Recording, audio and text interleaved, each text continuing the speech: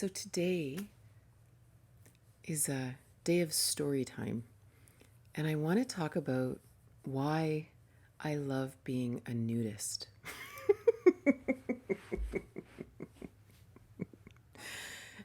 And I don't think I've ever actually done a talk just about this topic. Normally, it's sort of interjected into various thoughts and ideas, but I don't know, it's a topic that being what? A nudist or a naturist. And and the reason I want to talk about this, it's not just, fun stories and stuff, because it really is fun stories. But there's a lot bigger reasons. Because one of the beautiful things about naturism, because that's really what they call it, right? It's not just, like, I'm not an exhibitionist. In Ontario, I'm not sure if it's the rest of Canada, but in Ontario, it's legal for women to walk topless, right? It's been legal since the 90s anyway. I know I was in university when they passed the law that we were allowed to be topless. But I wouldn't walk down the street topless. Like, that's not something I would do. Like, I have no interest in people staring at me and being shocked, or I just have no interest. No, and I've never seen anyone do it. It's not a thing. It never caught on. It was almost like we are allowed to, but no one does it. But it doesn't fit. It doesn't fit in the world. It's a funny thing. And so but naturism is different. Naturism is this idea that it's natural to be naked. It's healthy. And not only is it healthy, it brings us back to our humanity. It brings us back to what's real. It takes away all class and status and money and all these weird things that have separated us into some weird hierarchy, because you don't have the clothes that make you look a certain way, and you can't hide anything. Like, it's a very honest way of being. And so it's actually this amazing philosophical, almost a spiritual experience to be amongst other nudists or other naturists. And I recently wrote an article called "Why Nudist Resorts Are a Kind of Utopia." And because it's funny, because a friend of mine, she had invited me a couple months ago to go, or a month ago, to go down to Florida to go to a nudist resort with her. Well, if there was anything that was going to, what do you call it? No, not taunt. Anyway, if there was anything that was going to make me say, okay, this is worth trying to get out of Canada for, going to a nude resort with my friend, that would be it. And she'd never been to one, so it's kind of to go with someone who's like, whoa, right? Like, I really wanted to go.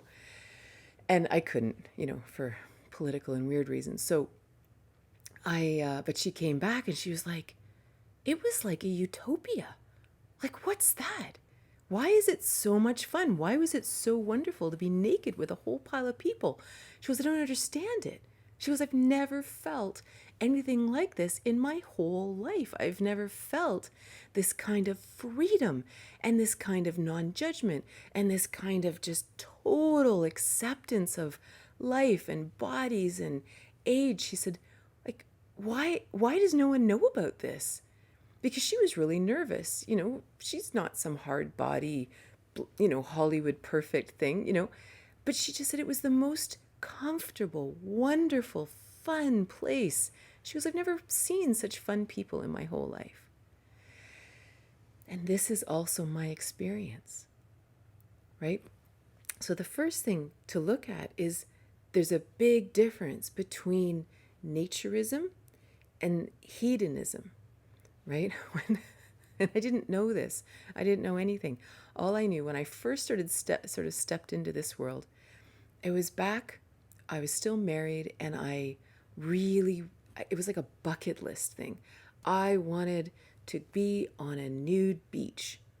I wanted to do it. I wanted to be able to stand naked in front of complete strangers once in my life, right? It was one of those bucket list things. And my husband was like,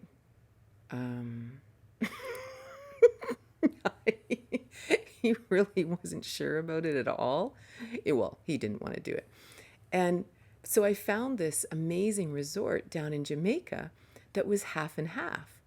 It was half clothing optional and half, well, as the naturists call it, textile. Or, as the naturists called it, there was a nude beach and a prude beach. So I thought, well, this is kind of perfect, right? Because that way I can go and have my bucket list experience, and my husband can go to the other beach. And he's not a sun worshiper anyway. He's redheaded, burns in a minute. He's not going to be laying on the beach anyway. So I thought, this is perfect. But the weird thing was, so across the road from this resort we were staying at was the very famous resort Hedonism. And I didn't know anything about anything. I didn't know anything about nudists. I didn't know anything about nudist resorts. I didn't know anything about anything. So I didn't know I didn't know which resort to pick. I knew they both allowed clothing optional. I knew this was all possible, but I didn't know which was what. So anyway, so I was looking at the hedonism resort and I thought, they had some funny things. Like, when you're reading something and they're not really saying what is going on. Like, there's something they're just not saying. It's like talking to a teenager and asking them what they did last night. You're like, I think you're telling me something, but not everything. And there were just funny things like, if you went down with your girlfriends, the fourth girlfriend was free. Like, if a bunch of women went down, the fourth woman was free. And I was like, so they're lacking women. They want more women there. That's interesting. And then there were funny things like, if you stayed in a beach facing balcony suite, there were binoculars fitted to the railings. And I was like, why are the binoculars fitted to the railing? Like, just all these weird things.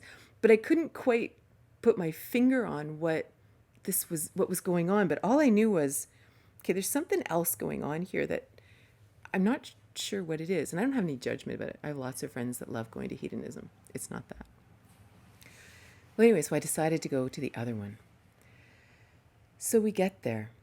And what we discovered was, after talking to people, is there's really a divide. There's sort of lots of places you can go and be naked, but lots of places are very open sexually.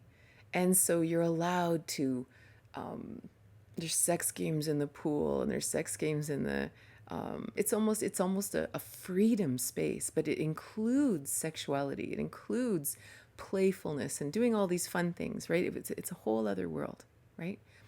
Naturism is different. Naturism, you're actually not allowed to have any sexual innuendo.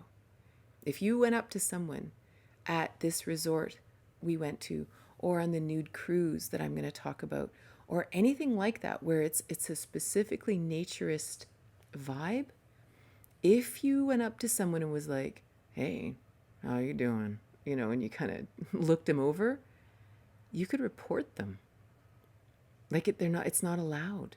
It's very, very strict, because that's part of the safety of the space. And of course, I didn't know anything about this. And this was really interesting. And there's something about that also adds to this utopia idea, this idea that there's no sexual energy. Like, and it's not that there's no sexual energy. Like, we're all still human, right? There's pheromones, there's life, we're alive people. But when you're not allowed, when that's been taken off the table, something changes. You just get to relax.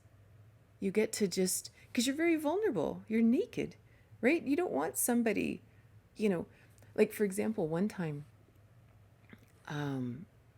in Toronto, there's a beach called Hanlan's Beach. It's beautiful, and it's clothing optional.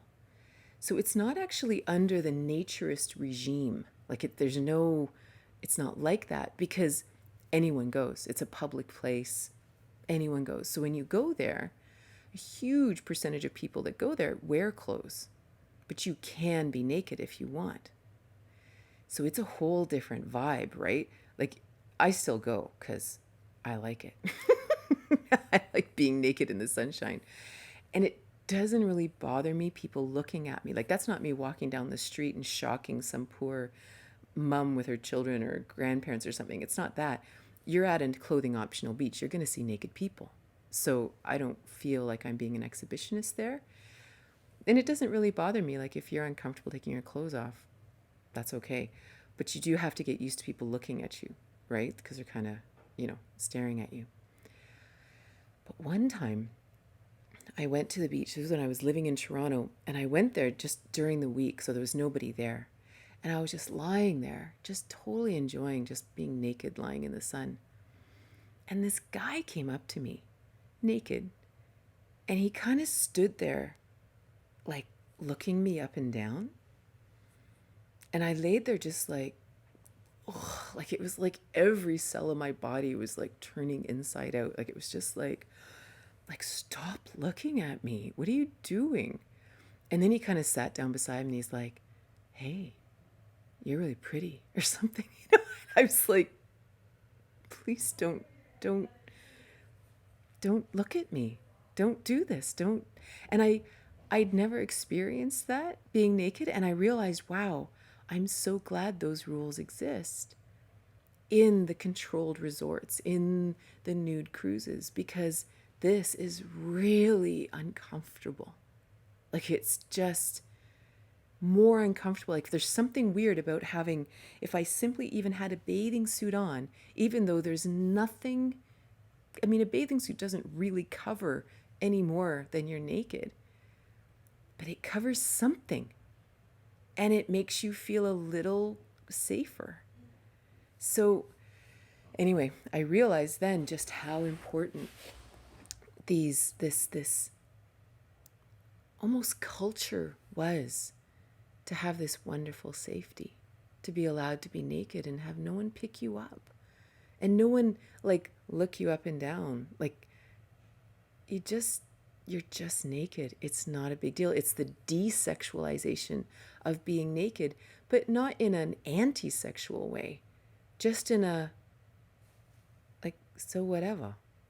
So I'm naked, you're naked, and like it doesn't mean anything. It doesn't mean suddenly, it's almost like because society has over-sexualized the naked body because we've hidden it and made it so taboo that we go and watch people strip in shows, and we watch people's naked bodies and it's taboo and it's bad and you have to hide it. It's like so over-sexualized us that we think that as soon as I see a naked person and I'm attracted to them, does that mean I have to have sex with them? What if they don't want to have sex with me? Oh my God, the pressure. Like it does this weird thing to us, right? It's like one of the first questions that men ask. They say, well, I couldn't go to a nude beach because, I'd have an erection the whole time. And it's like, no, you wouldn't. And then the negative Nellies say, yeah, that's because the people that are there, you wouldn't want to see them naked, right? Like there's so much judgment about the naked body. There's so much judgment about body image and what we're supposed to look like and all these weird, real twists that really, it affects us whether we are in a nude beach or whether we're wearing clothing.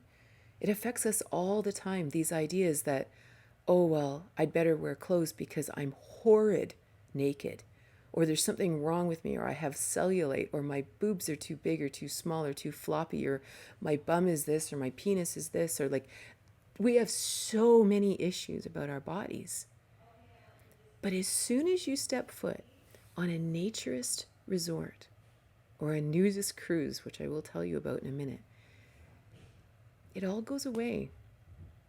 There is something about dropping all the clothes and looking around at everybody and thinking, wow, we're really not different. You know, it's not like, it was really interesting the first time. So the first time we went to this resort, so my husband was like, I'm not going. I think he might have thought I was going to back out. Like, I think he might have was like, well, we'll get there, but she's not gonna really do it, right? And I was like, okay, I'm heading over there. And he's like, you're really gonna do it? And I'm like, I'm really gonna do it. And he's like, and of course, he was pretty mortified at the idea of his wife going to a naked beach without him. So, needless to say, he had a couple rum drinks, and off we went. So and this was also, if you've read my book, Tantric Intimacy, and I talk about my trip to Jamaica with my husband where we practiced all this beautiful Tantra, this was the trip. So besides just exploring Tantra, we also were anytime we weren't in the bedroom, we were at this lovely naked beach, which really added to the whole experience. Like, and I don't mean just sexually, but in a personal healing, like in a personal self-love, wonderful, expansive, here's what it really is to be human way, right? But the first day we went, the truth is, I was so frightened. Like, I was so worried. Like, because I'm not some hard body. I'm not some Hollywood perfect, whatever you imagine a perfect body to be. That's not it, right? I've had body issues my whole life, right? And I've probably gained and lost thousands of pounds in my life. Like, it's just not how it is, right? And so, sorry, there's someone knocking at my door. And so, anyway, so I kind of walk onto the beach, and I've got my sarong wrapped around me, and we go and we find two chaise lounges, right?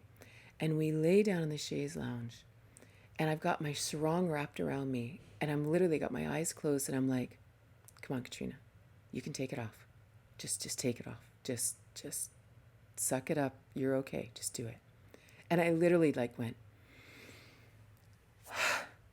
I took it off, and I laid there, and I couldn't look at anybody. I didn't want to make eye contact. I didn't want to see if anyone was looking at me. I didn't, like, we have a lot of weird ideas about people looking at us. Like, it's almost like once you realize that you're not that interesting, on the one hand, it's a bit of a blow to the ego. Then it really makes you feel happy. But then you're kind of like, oh, like, we're all just naked? Like, it's no big deal? So anyway, so I take the thing off, and I'm adjusting to the fact that I'm naked. I'm happy to be naked. Like, I'd probably gone naked skinny dipping in the dark, but never out in public, right? And next thing you know, this guy walks to the end of my chaise lounge, fully dressed, because he worked there. He was one of the waiters, and he says, "Ma'am, can I get you a drink?" And I'm like, oh my, like, don't look at me, like, I'm naked. Like, what do you, like, I'm so mortified. I'm so shy. Anyway, needless to say, I couldn't get a drink. I couldn't get anything. I couldn't look at anybody. So the next day, we come back, and I'm feeling better. Like, I can actually kind of drop my sarong and then sit down. And then I started to look at people. Like, I actually was looking at people, but I didn't know where to look, right? Was it appropriate to, do you always just have eye contact, or can you look at their bodies? Like, do you look at their genitals? Do you look at their, like, what do you look at? Like, it's just so weird. It's almost like being clothed makes you only look at the part of the skin you see. But as soon as it's all skin, you're like what do you look at, right? And well, anyway, I'm lying there. So whenever I would go on holidays, I would always know I was on holidays because I would buy myself a crossword book because I particularly loved logic problems. So I would lie there. So here's me lying on the beach doing my logic problem, like trying not to look at anybody. So I'm doing my logic problem. And I'm so happy, right? And I'd turn to my husband, I'd say, hey, I'm doing a logic problem on the beach, naked. Like, I was like so entertained, right? And then next thing you know, there's this guy beside me. I don't know, he's just sort of some older guy, and he's lying there, and he starts talking to me. And I look at him and I'm like, so I could like talk to this other person naked. I'm like, it's like you actually like are going through this thing in your brain, like you're undoing, I don't know, I think you're undoing programming. So I turn onto one side and I lay there talking to this guy, and I think he was like a ex-firefighter from North Carolina or something like that. And we're chatting and we have this great big long talk, and he starts telling me all about the naturist world. Like, because one of the first things people ask you is, have you ever done this before? Have you ever been to a nude beach? And probably based on the fact that I was glued to my chaise lounge, terrified to even get up and go into the water, probably gave him a hint that I was new to this whole idea, right? Anyway, so he kind of gave me the lowdown, right? And I said to him, I'm like, so where do you look? Like I don't know where to look. He goes, look anywhere you want. He says, it's not, you'll stop looking. Like it'll just disappear after a while. And I was like, oh. And then I was just about to say to him, I think I might have said, I said, so like, are there rules about bending over or putting a leg up on a chair or like, and as we're talking about these group of men are standing over here, and they would have been probably in their 60s or 70s, right? And they're sort of standing about three guys. And all of a sudden, the one guy literally takes his leg up, puts it on the chair, and he sort of stands there like this, talking to his buddies, swinging in the breeze, right? And I just looked at him, and I looked at my new friend, and we both kind of went, well, I guess there's our answer. But the wild thing is, it's almost like the 12-year-old inside of me had to go, I had to have my little giggle and my silly thought. And then I went, oh, this really isn't a big deal. Like it really isn't. And then it's like, whatever, like it really doesn't matter.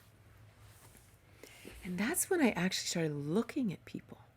Like I actually started looking at their bodies. And you start to realize that the vast majority of people don't look like Barbie and Ken. Whatever that bizarre ideal is that came into our consciousness, it's not just a small percentage, it's a minute percentage. And it's not because we suck. It's because we're all different. And we all have these beautiful bodies and these beautiful shapes and sizes and stuff. And the funny thing about when you have a bathing suit on, the bathing suit kind of cuts you into pieces. So if you imagine a woman's body in a bikini, it literally delineates the body into parcels that you can now criticize. Like I could put a bikini on and say, okay, well, I like myself from here to my shoulders. Not really thrilled about my arms and my breasts. Well, they're a little saggy, but that's okay. So I'm just going to have this kind of bra that holds them up, right? And my belly, well, there's a lot of like cellulite and stuff there and some rules sometimes depending on, whatever year it is. And then there's my bum and and there's that. Well, that's okay. Then there's my legs. And you can kind of like do this weird classification of the body, right? And it's like, you take the bathing suit off and all that disappears. It's like your body just flows in this beautiful sea of skin. It just flows. And so then I was sort of watching all the people, and everybody kind of became like plasticine people to me. Like it was all like we started with sort of a blob of organs and skin and bones and muscle, and then we all just got squished into all these amazing shapes, like amazing shapes. It's not a judgment. There is no such thing as Barbie equals a 10 out of 10 or a Ken doll equals a 10 out of 10. There's no such thing, because I don't know. It's like you start to love how unique we all are. And so I remember watching this woman walking along the beach, because it kind of took people watching to a different level, but there's no judgment in it. It's like you love to observe the human form in all that it is. And suddenly even age and everything just doesn't matter. Like I remember later, after I'd gone on all these, like the cruise and all kinds of craziness, I was at a retreat in Northern California. And I don't know, I think I was just in sort of a weird funk about something. I don't know, maybe we'd just done a bunch of weird meditations that had gone into some shadow part of me or something. And I was sort of conscious, and it was a nudist place. It was Harbin Hot Springs. It was a beautiful place. And I was just sort of, for some reason, self-conscious of my body. And I looked down at my body, because there are things about my body that I've struggled with in the past. Like, for example, after I was pregnant, I got these huge varicose veins on my legs. Like, not like little spider veins, but the like big, almost like rope veins. And like, so if you looked at my quads, like my quadriceps, these veins like snake down my legs and around, right? Because I was like brutally sick in my pregnancies, like kind of glad I survived, right? And these veins, like they pop, like you can actually see them through my pants if I'm wearing like tight yoga pants, if you really look. So, in the normal world, you might be kind of self-conscious about these big ropey veins rolling around your legs, right? And I've had babies and I had C-sections, so I have scars from surgery, in my breasts or whatever. Like, I'm a 50-year-old woman. Like, that's what I look like. And I'm not saying any of this is negative at all. I love my body. I love everything about it. But if I have the filter of the world on it, like if that world's filter is on it, it's so easy to be critical, right? It's so easy. But the truth is, there's not a man in my life that's ever looked at me and said anything, except for that creepy guy I told you guys about in a couple classes ago. But it's not real. It's a false filter. It's a weird filter. Maybe we were taught by advertisers or just really judgmental, critical people, and it got in our heads. So anyway, I'm standing there at Harbin Hot Springs, and I'm about to step into one of the wonderful pools they had there. And I looked down at my body, and I looked at everyone else's bodies, and I realized this body is almost like it's like a map or a record of my life.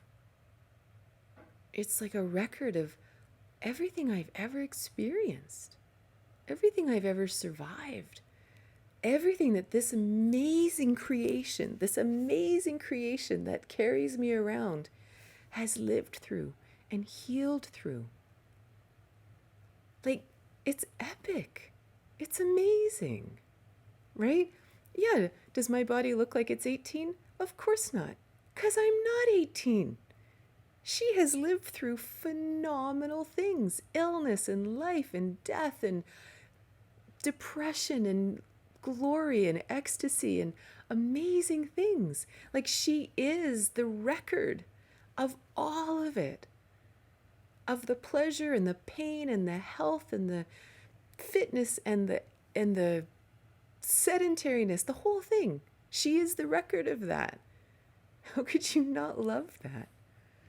And something just shifted inside of me that day. It was like, how amazing. Like, what a miracle she is. So we're back on the beach, and I'm watching this woman walking along the water's edge.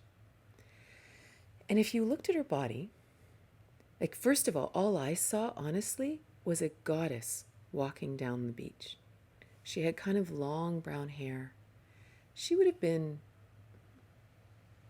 I don't know, like maybe 40, late 30s, early 40s. And she had this, and she kind of had this beautiful Greek look about her. She just had this olive skin. She was very beautiful. And she was walking along the beach. And her upper body, like if I was to describe her body, her upper body was very thin. Like she had this very thin frame, very like kind of small chested, very small waist. And then her hips went way out, like really wide. And then they just sort of came down into these points in her toes.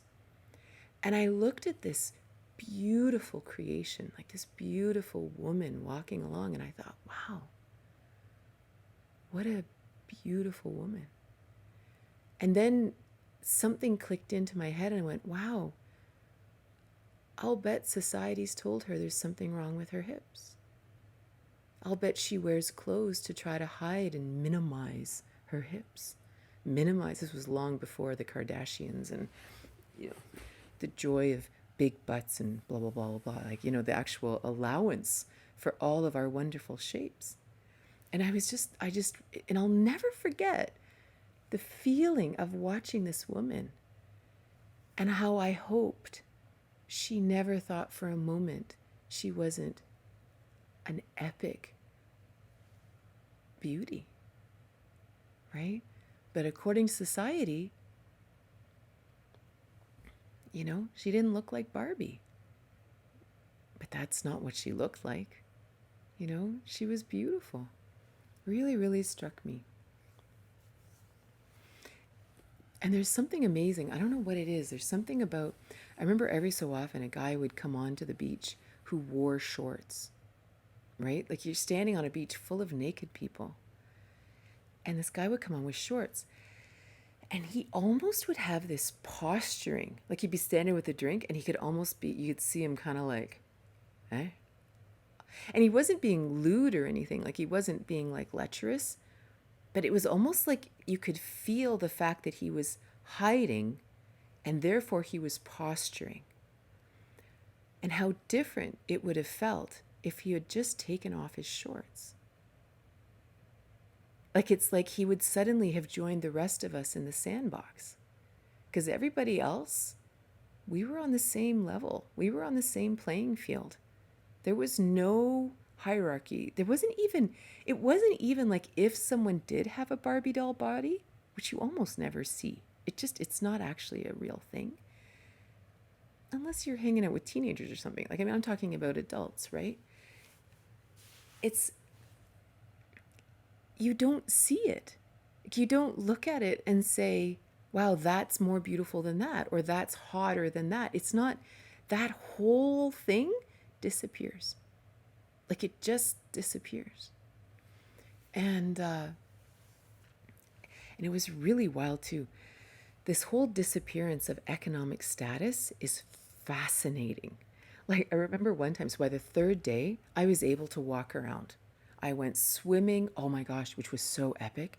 Like at one point I got like a floater and I'm floating on the ocean, totally naked in the sunshine for all the world to see kind of thing, right? I can't tell you what it felt like. Like it took skinny dipping to a whole another level.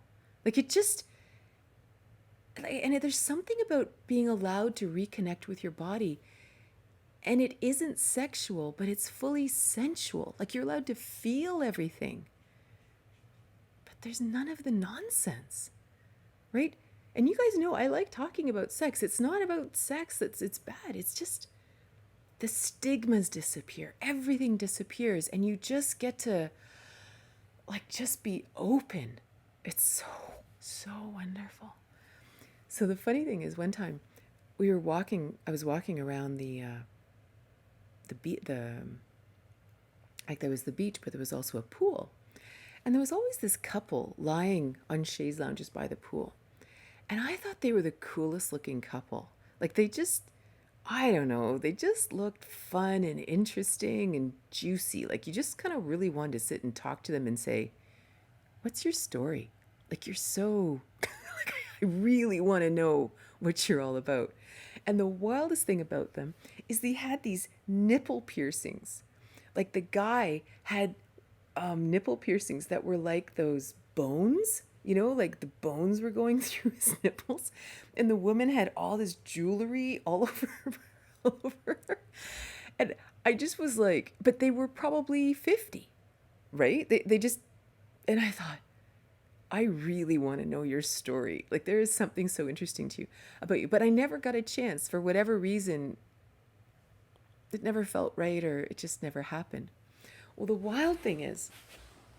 funny thing is when you meet people naked, something weird happens, because when you later see them with clothes on, you don't recognize them. It's like it's like their being is actually their whole being. And if you only see this much of them, you don't recognize them. So when we would go for dinner at night, because the restaurants, the dining rooms were clothed, you had to wear clothes. So one time, my husband and I are walking through the dining room, and I see this couple, and I'm looking at them like, why do you kind of look familiar, but I don't know. And they were like dressed to the nines, like just like you would look at them and you would think, oh yeah, these guys are like, I don't know, bankers or CEOs of something. Like you just knew that they had been coiffed their whole life. Like you just knew they came from money or something, right? And I looked at them, and it took me quite a while. Like, luckily I was sitting near them and I could keep staring at them like a weirdo and stare at them. And then finally I was like, it's that couple with the pierced nipples.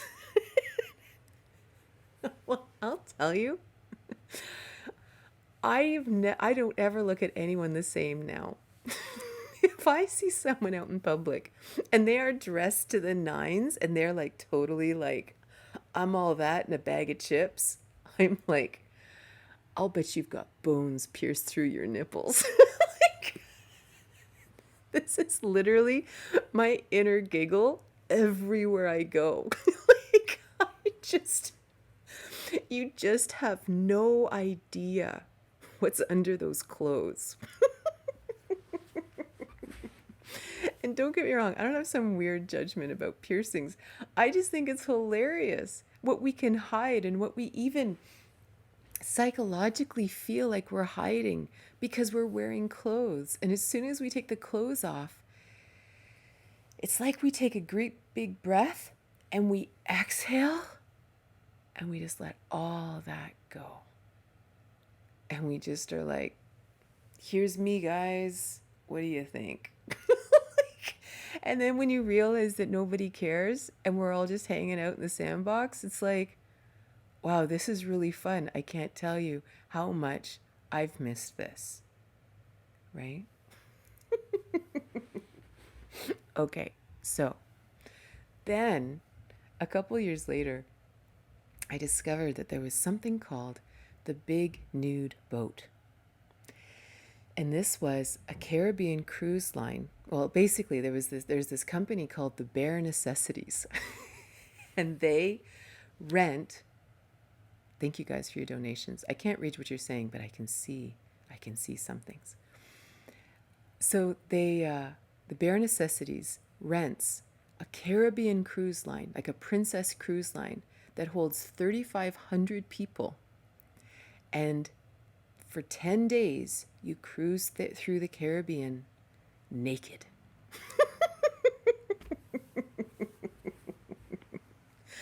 Well, how could you possibly say no, right? It was one of those experiences that you have and you're like, I can die now. Like, we walked on the ship. Like, first of all, there's a really interesting sorting of humanity. Because this is a naturist cruise. It's not, there's lots of swingers cruises and lots of things like that to play with. This is a naturist cruise. So there's none of that. Like, you cannot pick someone up. That's not what's going to happen, right? And I mean, look what you do in your private room and stuff. That's up to you. But when you're out in the world, it's a very safe zone. And sorry, my nose is itchy. So, oh, maybe I love the idea that when your nose is itchy, you're going to kiss a fool, good things are coming. But so the wild thing is, who has been sorted off of the ship, right? Well, everyone's been sorted off of the ship who would have judgment about naked bodies. All those people that say, well, there are a lot of people I don't want to see naked, they're not there. Like, do you know what that mentality is in the world? It isn't just about naked people. It's about everything. It's about what you do for a living. It's about what your hair looks like. It's about who you married. It's about what your kids are doing. Like, that judgment is just judgment. It's just applied to the nude body. So none of those people are on the ship, right? The only people who are on the ship love the idea of being naked. They love this freedom. Like, these are 3,500 of about the funnest people you've ever met. Like, it's just epic. It's like, I remember talking to the people who worked on the ship, because you would ask them, because of course they're all clothed, right? So you ask them, are you uncomfortable working on the naked cruises? Like, is this weird? And they'd say, at the beginning, it's a bit of an adjustment to be around 3,500 naked people. But they said the truth is, they are so much fun. Like, when you talk to the guys that are in charge of like entertainment, the entertainment staff, they said, we don't have to do anything. These people are fun. They bring the fun. They make the fun. Everything they do is fun. They said, we don't have to do anything. We are literally facilitators, because you guys are more fun than we are. So, and he said, it was so true, because you would meet someone, and the first thing they would say to you, because it's like you're already part of a secret club, right? Just the very fact you're on the ship, we already know the secret handshake. We're on the ship, right? Like, I mean, talk about a sense of belonging, right? So people say to you, they come up and you go, hey, you ever done this before? Can you believe we get to cruise naked all over the Caribbean for 10 days? Like, isn't this the greatest thing in the whole world? Like, isn't this so exciting? Where are you from? Isn't this amazing? What's your name? And it's like this, it's so easy to connect with people because it's so much fun, right? Okay, so I have to tell you my most epic story about the nude cruise. Because one time, so on the top, I don't know if you've ever been on a cruise ship, but on the top of the ship is the Lido deck. So this is obviously sun facing. And so what they do is they take the deck and they hollow out the top down into these tiers all the way down to another deck down here that has the pools, the hot tubs, and all that kind of thing. So the Lido deck is kind of the pools and hot tubs, all these tiers of chaise lounges up to the top, where it kind of goes around in a circle, and you can kind of like lean over and look down into the bowl of the top of the ship, right? So my husband and I are hanging up at the top, right? We're just sort of hanging out up there doing our thing. And all of a sudden, one of the coordinators, the fun coordinators, yell out, all right, everybody, it's line dancing time. And because it is a cruise ship, right? I mean, this is what cruisers do, right? Or whatever. So I was like, wow, line dancing. So of course the first song that comes on is the Macarena. And I'm like, ugh, Macarena. And then I thought, I've never done the naked Macarena.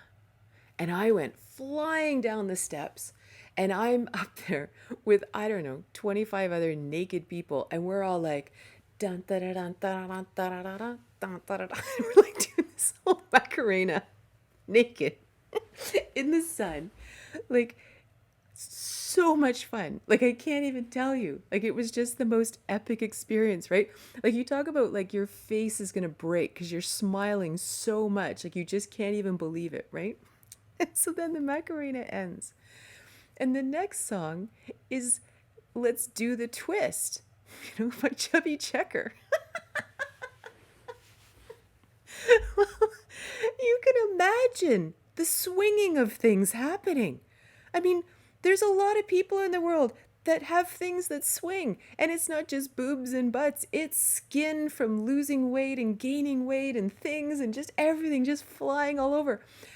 And I'm like, okay, kind of can't miss it because I was going to leave. And then this old guy beside me says, you can't leave. And I was like, okay.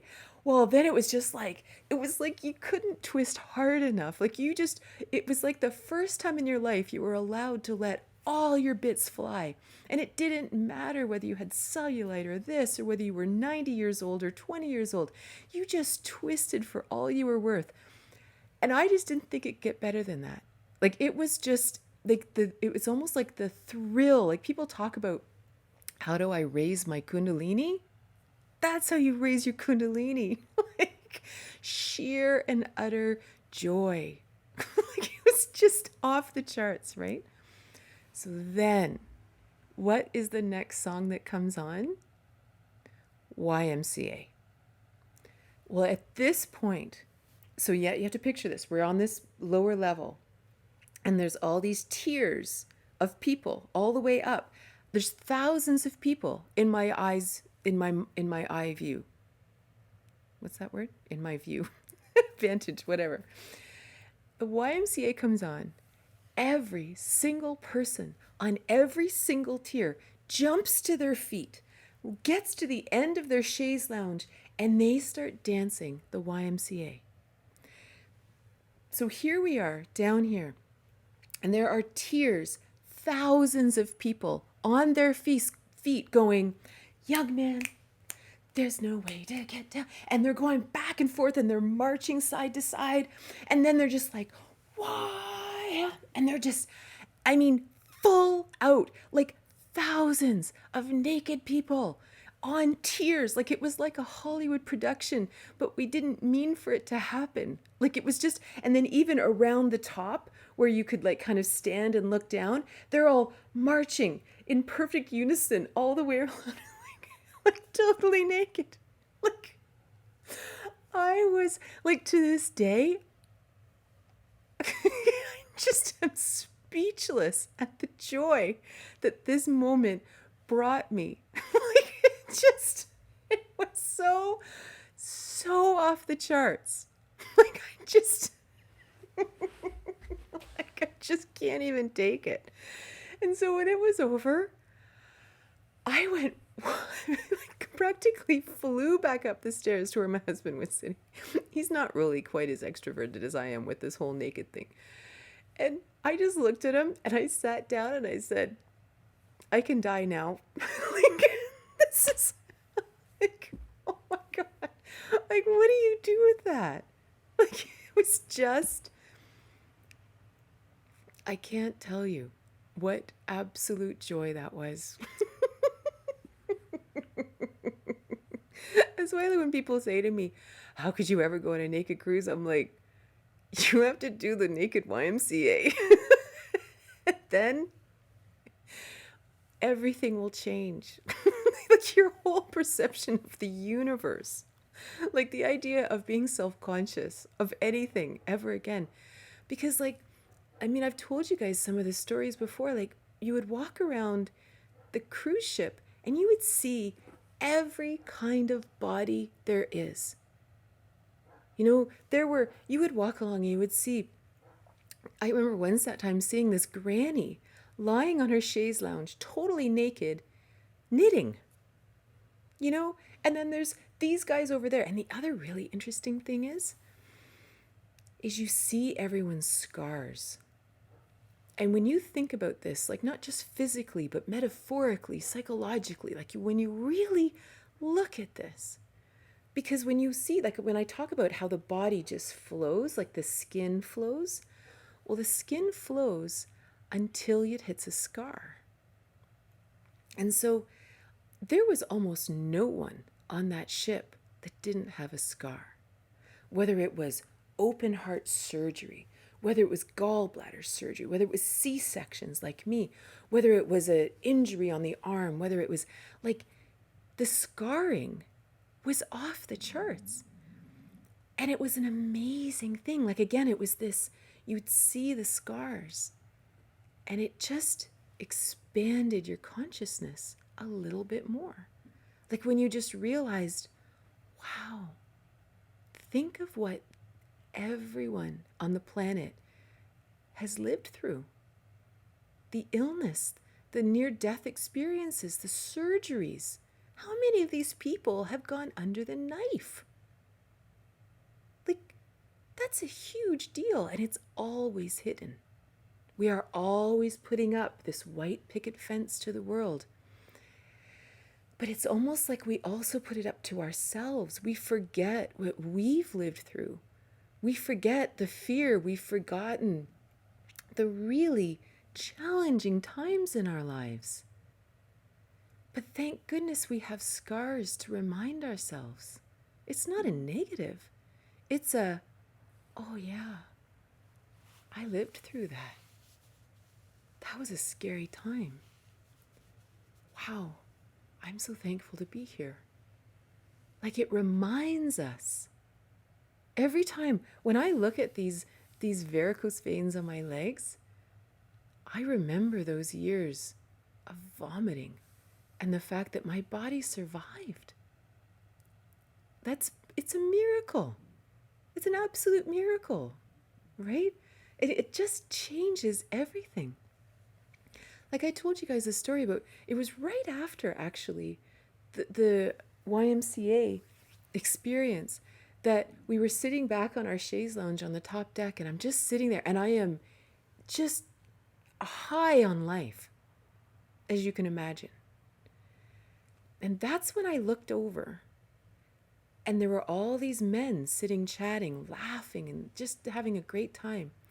And they all got up, and there was one man in particular that was very just beautiful, like just muscled and just a beautiful man. And smile, like this beautiful smile. And they all got up to leave. And he got up. Well, the first thing I actually noticed is he had a tattoo. And I didn't know whether it was a war tattoo or what it was, but it wasn't like a, I don't know. It felt like it was a war tattoo or something. And he got up, but first he had to put his big arm braces on because he had no legs. And he walked on these big, arm crutches. And I watched him.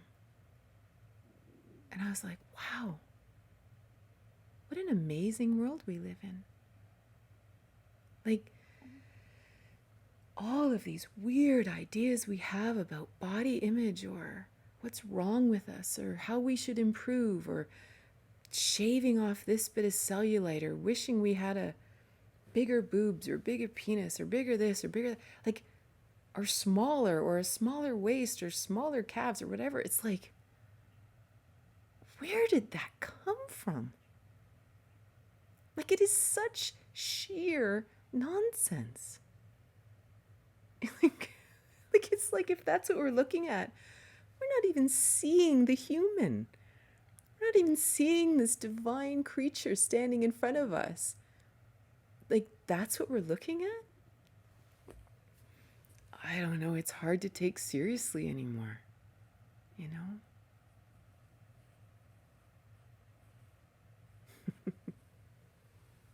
Okay, I have to tell you one more story. This is so the nude cruise and all that, and okay, no, I have to tell you one more nude cruise story, and then I'm going to tell you this other story. This one time, my husband and I, we had made friends with this couple, and they were really fun, and we were sitting at this bar eating breakfast, and we're sitting there, and this guy, because I really did get really entertained by piercings. Like, and this was a while ago. Like, we would have gone on the cruise like 10 years ago,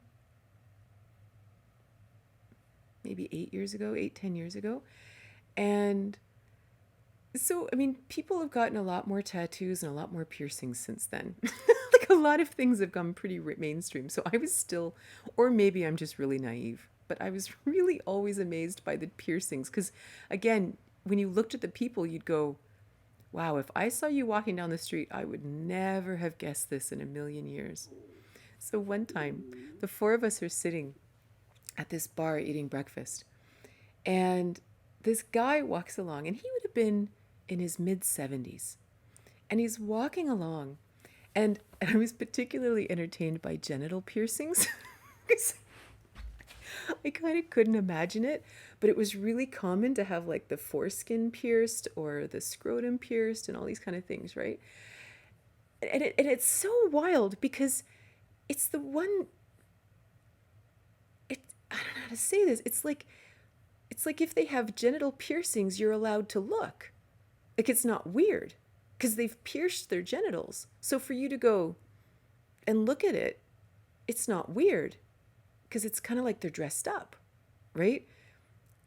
And you kind of look and you go, oh, and then you don't look again. Like it's not a big deal. It's not some weird overly sexual. You're like, oh, you're not doing that. See, I can't even do lecherous, but you're not doing that. You just sort of look and go, oh, that's interesting, and then you go on with your day. It's not a big deal, except this one time. So my husband and the other guy, they're chatting, and I'm chatting with this woman, and we're just sort of giggling away, doing, I don't know, being silly. And all of a sudden, I look over, and there's this guy walking towards where we were coming. We were sitting, and I look because I could tell like something was flashing at his genitals, like something was glittering in the sun, right? So I look, and he has this piercing that kind of went, I don't even know how it worked. I think it went around the head of his penis, and it had two eyeballs on it.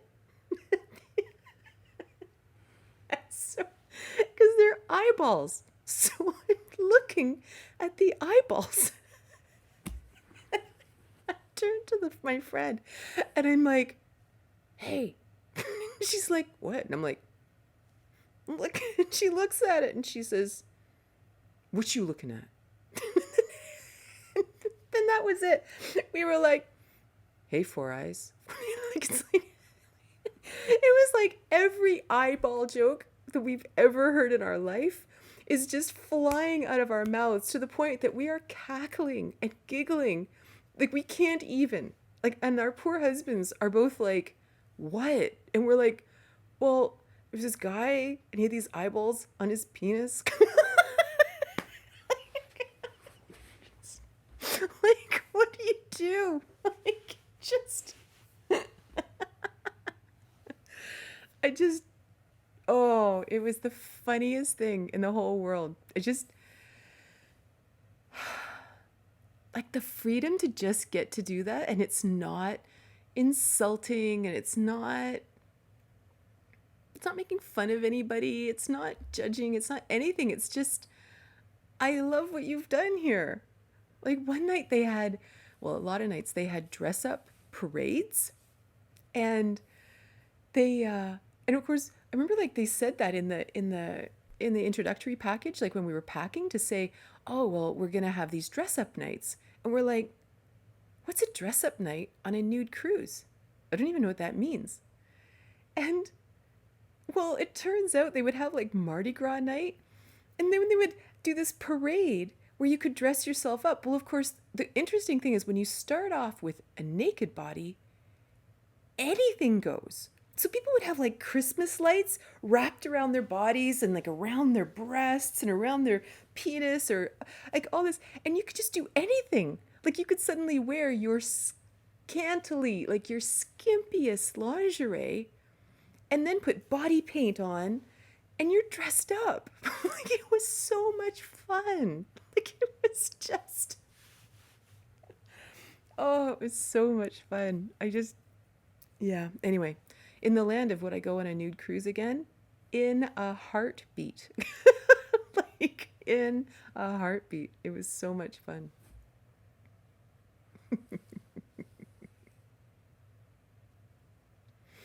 Okay, I'm going to tell you one more story. I know we're over the hour, but I'm going to tell you one more story. So, because this is a little different. So I had friends, we met people on the nude cruise, this couple, and they lived in San Diego. And I was close to them because I was going to another retreat down in California. And they called me and they said, Katrina, if you're coming to, it must have been San Francisco. It was in San Francisco. If you're coming, we have to go to this festival. Because years ago, you could be naked in the streets of San Francisco, no problem, but a lot of laws came in and said, no, you can't be naked anymore, except at sanctioned festivals. Well, apparently this was a sanctioned festival that you were allowed to be naked at. So this couple that we met, they said, if you're going to be in San Francisco, we should go to this festival together.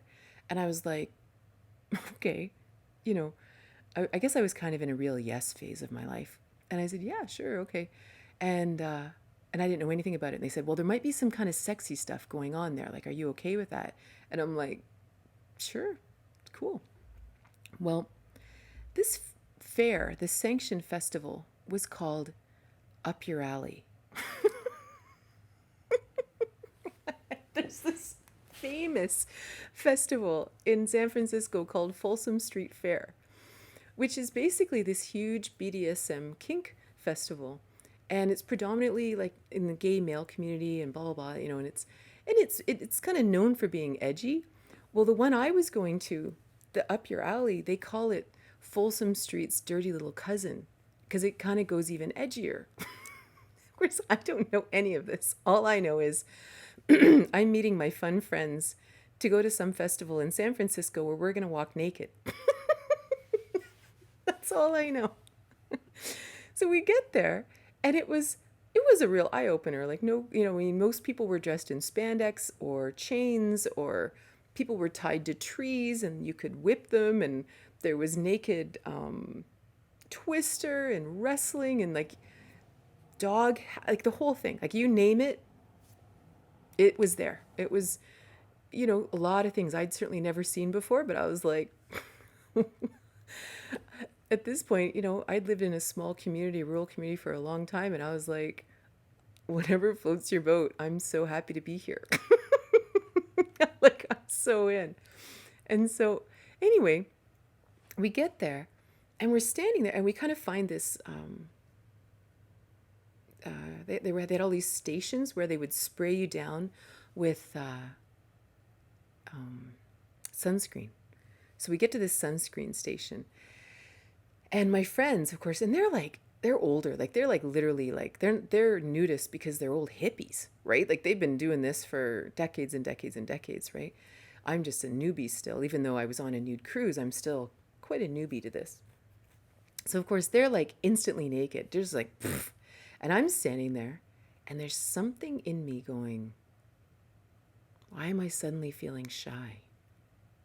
Like, something's different. Because I haven't quite put the whole thing together yet, right?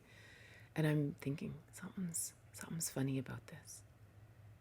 And it's like, no, Katrina, you're here to have an experience. Come on, take it off. You're okay. Just take it off. Welcome to my inner voice. And I was like, okay, I'm going to do it. So I took all my clothes off. And next thing you know, there were 30 people standing around me with their cameras taking pictures. And like every cell of my body froze. And so it dawned on me, you're in public. There are no rules here. In a naturist resort or on a nude cruise, there are no cameras allowed. There are no phones allowed. You are not allowed to take pictures. So it never dawned on me that anyone would take pictures. And I'm standing there like this, like, now what? And I thought, well, I'm just naked. No one knows who I am. It's probably not going to get back to social media. Then I had to kind of decide if I could handle this kind of attention. And I just, again, I was like in a, yes, Katrina, break through it, do it, whatever. So I did it. It was one of the weirdest experiences of my life. And not in a happy way. In the land of things I would do again, this isn't one of them. And so I walked around, and at this point, I didn't have a single tattoo. I was white as a ghost, because I live in Canada. And it wasn't, I don't even know when this was in the year, but I think it was like maybe early spring or something. So I am like sheer white ghost of a Canadian in San Francisco, where everyone is beautifully tanned and, you know, not a tattoo on me, not a piercing on me, short of a few like earrings, nothing. I am literally the most vanilla, boring specimen at this festival. And people started coming up to me saying, "Hey, can I get my picture taken with you?" And I'm like, "What? I'm just naked." Like, it's not a, there's, you want to take a picture of me here? It was so weird. Like, it was really, really weird. Like, the difference between the two was unbelievable. Like, it was almost like you could almost feel the repression. It was so weird. But it was just, you know, but yeah, I'm like, okay, you can take a picture. I mean, they were going to take a picture. They'd already taken a picture. It's not like they hadn't already taken pictures. People would even take videos. They would be like, I'd have the video going and like this going down the street. And I'd be like, what's wrong with you? There's the internet. It's not like you don't have access to naked women. Like, what are you doing? It's so weird. It's so weird. But, and anyway, that's why for now, it was, I just don't do that anymore. It's, that kind of thing is not any fun, but naked cruises, naked resorts, 100% in. Naked beaches, love it. I'm so all in. So I'm going to put it seems like I'm talking about healthy boundaries under all of this. Boundaries are the difference between creepy and respectful. Boundaries and real respect for the human body. Like, imagine looking at a human body in beautiful respect for the amazing creation it is, as opposed to looking at the human body as something to be objectified. Wow, she's got great. Like, wow, I'd like to do that. Like, that's all objectification. And we do it to ourselves. Like, we try to look like someone who wants to be, you know, someone who wants to have sex with or something. But that objectification of the body is huge in the world. It's right down to, oh, good, here are my measurements now. Oh, here's what I weigh now. It's pure objectification, as if you could value a body based on what it weighs, or value a body based on the circumference of the waist or the thighs or the hips or the chest. This is pure objectification. There's no respect in it. But when you look at a body with full respect, you just go, hey, I'm glad you're here, right? Yeah, a lot of people have issues with being thin. Like, it's a thing. I have friends who just, they couldn't gain weight to save their soul. They just, it's like, it's all. Like, it's a, you know, there's a, like, even in my work, there's so many men who struggle with penis size or women with breast size or all these things. And it's like, there's nothing to do with that. Nothing to do with it. Zero. Like, zero. It's so not important. It's just so not important. So thank you guys so much for being here. Thank you for your donations. And I will see you soon.